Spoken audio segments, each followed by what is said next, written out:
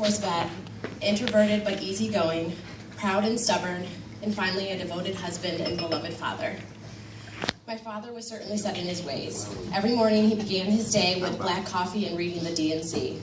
The TV was always on and set to either Fox News or an old Western or war movie. You could always find him on the couch. If he wasn't on the couch, all you had to do was look to the computer in the kitchen, and you would find him sitting there playing solitaire or free cell for hours. My dad loved his sweets and ice cream, despite being a diabetic.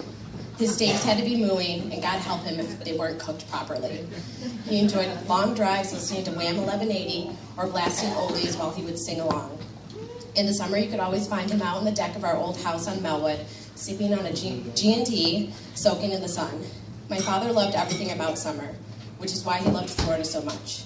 Down there, he was carefree and no worries. It was his escape. He had the ocean, a cool breeze, seafood, and strong drinks. We all know my dad was a proud Vietnam War vet. This cultivated his tough and strict nature. He always had to be on time. He lived by the motto, if you're 15 minutes early, you're on time. If you're on time, you're late. If you're 15 minutes late, don't even bother showing up. I unfortunately seem to have missed that life lesson. Like all of you know. If my sister or I had trouble waking up, my father was there to sound the trumpet with, you gotta get up, you gotta get up, you gotta get up in the morning. Between him and my mother, he was the enforcer, but he always let us get away with our fair share of trouble. My dad was a fighter until the very end, and he never gave up, no matter the odds. To some that did not know him, my dad may have seemed antisocial and cold, but to those that did, he was an easygoing man with a heart of gold. He loved to play cards and golf with his buddies. He was constantly on the phone talking to family and friends, checking up on them, and giving advice, whether you wanted it or not. Giving people a hard time or poking fun at them was his way of showing affection. My father never talked much about his feelings, except after a Jack on the Rocks or two. When he did, it was always a heartfelt and touching confession about his love for his family and friends. I'm fine. My dad had a dry sense of humor and always wanted to make people smile and laugh. One time he told me that at his funeral he wanted something put in the casket so that he could pop up during the service. He laughed and said, wouldn't that be great? I think everyone would get scared. He wanted his funeral to be light and happy, and he didn't want us to be sad, but rather to celebrate his life. If you look up the definition of stubborn in the dictionary, you will find next to it a picture of my dad.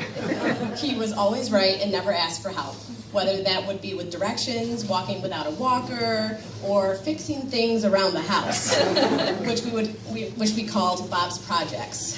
He would always tell my mom, I got it, Helen, and she would have to just walk away and tell us to let him do it. My father's many years in the restaurant industry also made going out with him a chore.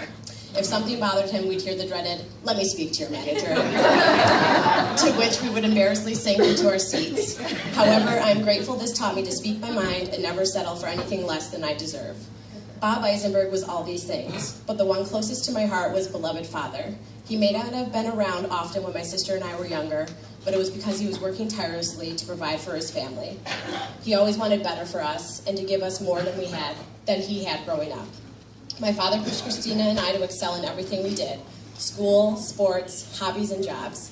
He also pushed us to try new things because we wouldn't know what we liked unless we tried it. He was even the one to push us out of the nest. Our dad was the protector, and we always felt safe around him. He would carry us up to bed after we would fall asleep in the car. Anytime either of us had nightmares, we would go downstairs and sleep with him on the couch. Any problems that we had, we would take them to our father because we knew he would handle anything. Sometimes he was almost too protective. He used to threaten us with, you can have a boyfriend, but just know that when you bring him over, I'll be cleaning my shotgun. He was always so warm and welcoming, wasn't he? My sister and I definitely were daddy's girls. My sister more so than I. We were his pride and joy, and we were able to get whatever we wanted for him, within reason.